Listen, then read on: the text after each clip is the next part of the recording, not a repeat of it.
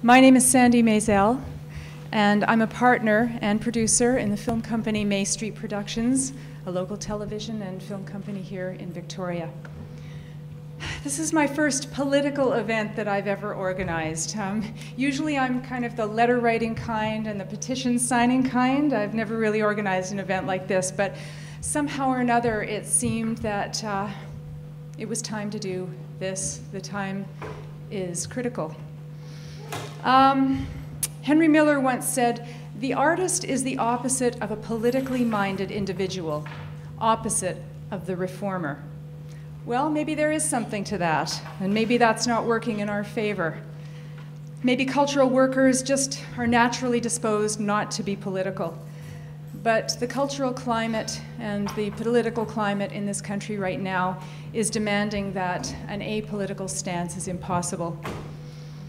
We felt the recent cuts and to cultural spending on the heels of the Bill C-10, and we felt them in a very personal way. The cuts have cut us. I know they've cut me.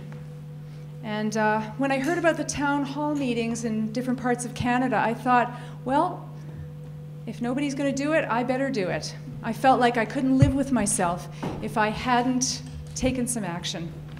So the fact that you're all here tonight, the artists that we're performing, and the candidates, members of our arts community, arts administrators, give me great hope. Thank you very, very much for coming, and welcome.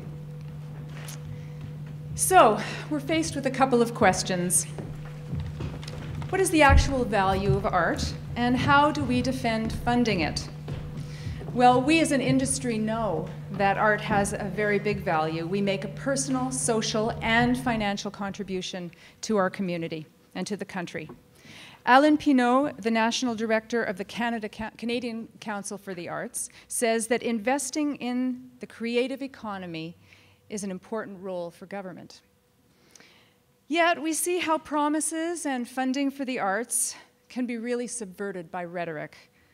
James Bradshaw, who is a reporter for the Globe and Mail and has been one of our beacons of light in the media these days, continues to enlighten us and help us wade through the morass of words. How do we deal with the current government saying to us, we've invested more in the arts than the previous government has? Well, you know, what do we do with that when we know deep down inside that it's not true? People like James have helped us weed through the details and find out exactly how politicians can say these kinds of things. The monies have been shifted from one little arm of Canadian heritage into another one, and that's how they justify it.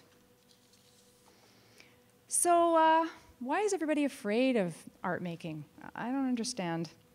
Local writer, musician, and philosopher Jan Zwicky made some astute comments when she accepted her Governor General's Award for Poetry in 2006.